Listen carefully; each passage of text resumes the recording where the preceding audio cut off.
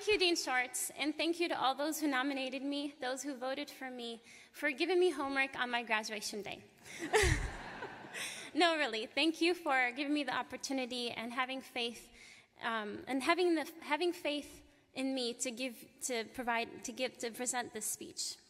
Since my activism does not stop with my being your commencement speaker today, throughout my speech, I'll utilize Arabic or Islamic phrases and explain them to you so that we can normalize Arabic and Islam, yes, as also being an American way of life.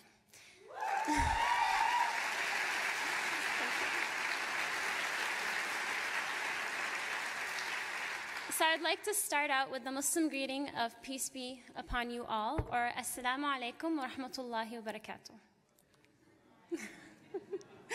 Don't be scared, but it seems that we have some Muslims amongst us. Hey, class of 2017, remember our first semester of the Humphrey when we all had the imposter syndrome? Well, look at yourself today after all the stata assignments, memos, and capstone of professional research. Each one of you has proven that you deserve to be here today. We did it. Congratulations.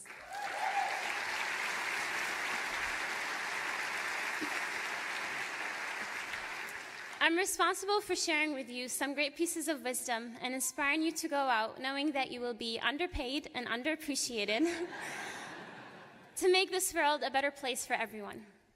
The best way I know how to do this is by being personal. So brace yourself for getting to know Amineh Safi perhaps more so than you were intending. Everyone should celebrate their efforts in getting here today. Let us recognize the amount of social events, family, Netflix, and sleep you had to turn down in order to obtain this degree. Nonetheless, it would be highly disingenuous not to recognize that some of us had many more weights and hurdles to overcome than others.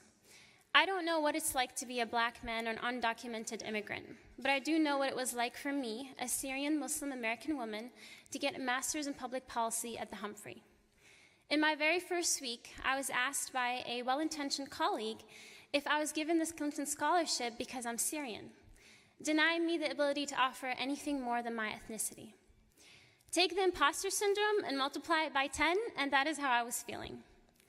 This is in addition to conversations about how much of a threat Syrians like me posed and whether or not we should allow them into the country. Of course, with elections and Islamophobes like Mr. Trump, there is the overall discussion of Islam as a disease that is plaguing the world and increasing violent extremism. This being said, while ignoring the fact that Muslims account for less than 7% of violent attacks in the United States. Don't be mistaken, these conversations happen amongst people who come from educated backgrounds.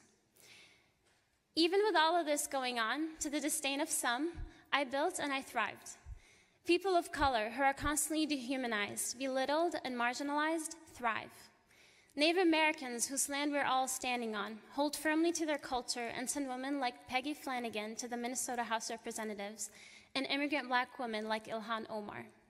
So people can sure as heck make things difficult, but that won't stop people of color from leveraging the resources available to them to ensure that they are heard.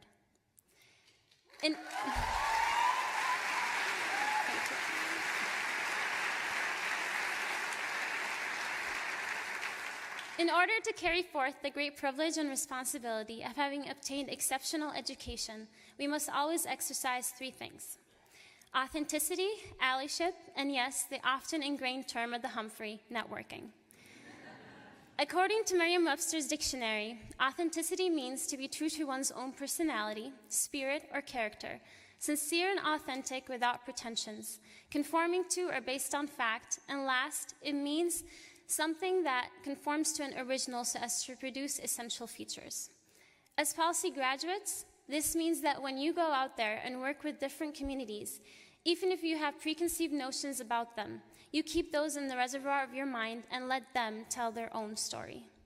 It means that we listen to their needs and their desires without a preconceived notion of what we think their desires are, what we think their capabilities are, or what we think are the solutions that they need. Not doing so without realizing it, we would engage in social imperialism. And I remember in our management of organizations class, when we discussed the pay rates of Carlson graduates and Humphrey graduates, we emphasized that we chose the field of public affairs because we care about the common good. more than we care about a big paycheck. We care about making people's lives better, not just advancing on to a job where we can get more money. I ask you to remember that. In the chaos of the world we live in today, we need you to hold on to that value now more than ever. Me standing before you today and giving you this speech is proof that even if you are tiny, soft-spoken, and look like a teenager, you can still have an impact. Don't let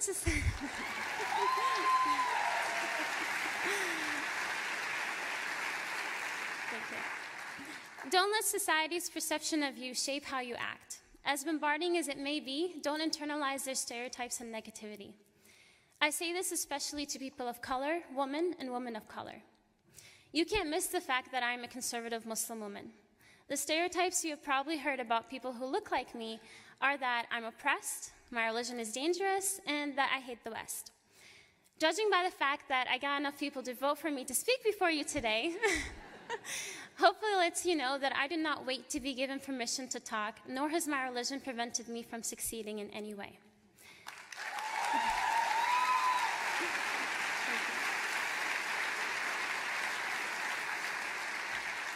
Rather the opposite. My religion has been my biggest support system to withstand the whirlwinds thrown my way. When people tell you that you're not good enough, when they constantly doubt your intelligence and capabilities, when they get intimidated by your presence around them, let your self-confidence shine higher than their ignorance of you. Remind yourself that just like all other human beings, you bleed red, breathe the same air, and was created by God that cares not for the color of your skin or physical appearance, but one who cares about the piety of your heart. The holiness of your life and being is a God-given entitlement that no one, no teacher, no cop, no president can take away from you. Hold on to that.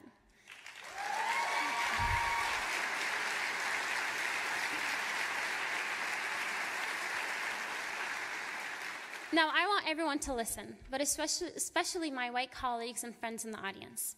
Whether you like it or not, you have been given much privilege based on no other reason than your whiteness. It is not your fault that society we live in has uplifted your characteristics to be superior than others, but the power you have been given necessitates great responsibility. We all need to be better allies to people of color. I know the challenges that come with this, considering that I too hold white privilege in Muslim communities, where, unlike on the national sphere, my religion takes a back seat and my skin color is the driving force.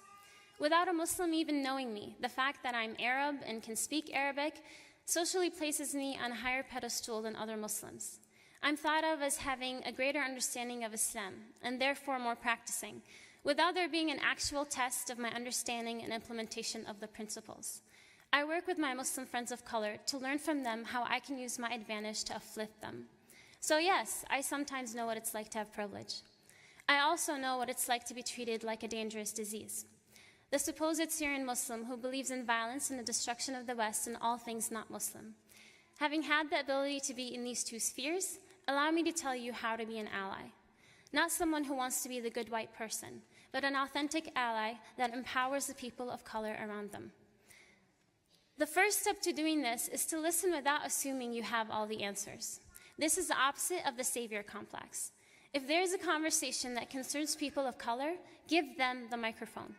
Don't speak to them referencing a colonized story of who they are, what they are like, and what they care about. Come in with an open mind so that you truly hear them and see them as equal, capable human beings like you are. Don't come in presuming that you already have the solution, but ask them what they want and how they want it, regardless of what you think they need. They are smart people and who can manage life well when given the opportunity and resources to do so. If you have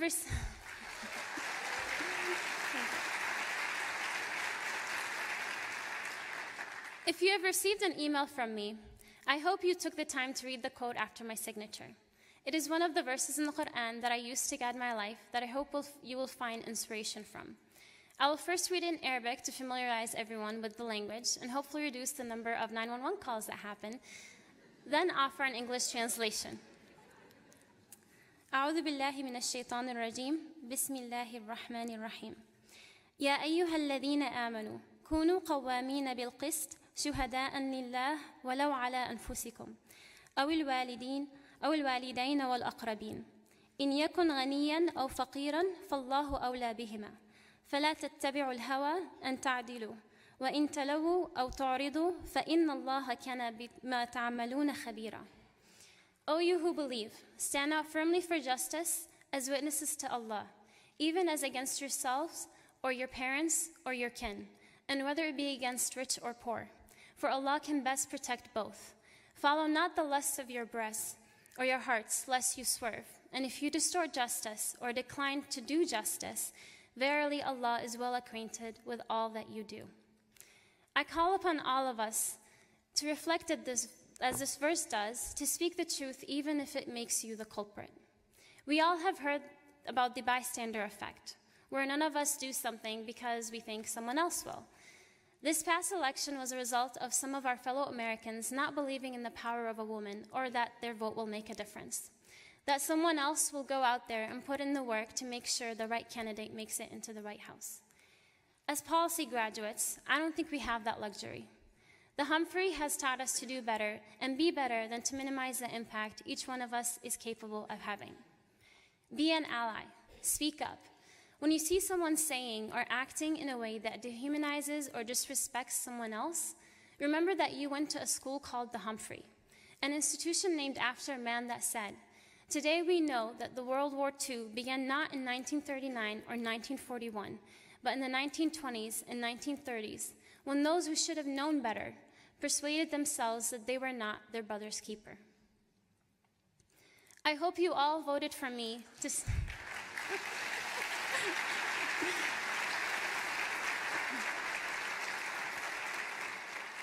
I hope you all voted for me to stand up here knowing that I can get carried on about things I care about. But I'll be moving on to my third and final point. We all need to network, not only because Jennifer Geyer Wood tells us to, but because none of us can do things alone. The power of working together was seen in the Women's March on Washington that was led by a Muslim, a Mexican, Black, and white woman. I don't stand before you as someone who is superior to you in any way. I'm just a servant of God, although I know that not all of you believe in one, who asks you to see the good potential in yourself and the people around you. Because we need that faith. We need to build community now more than ever.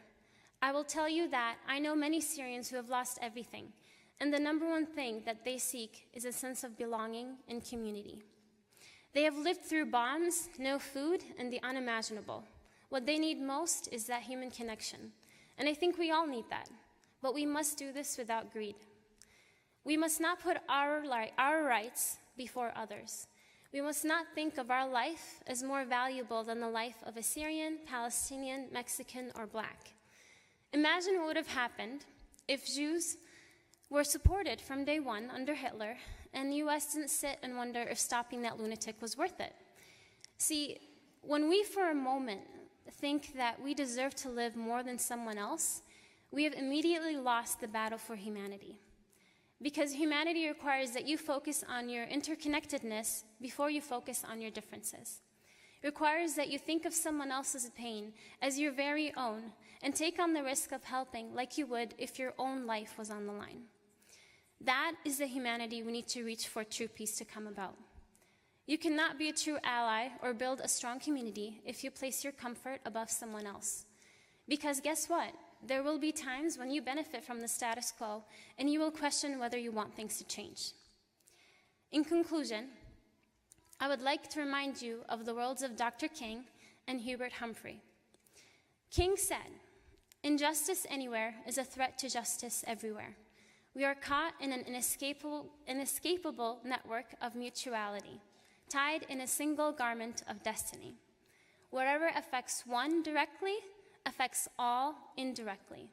Finally, Humphrey stated very wisely that it is not what they take away from you that counts.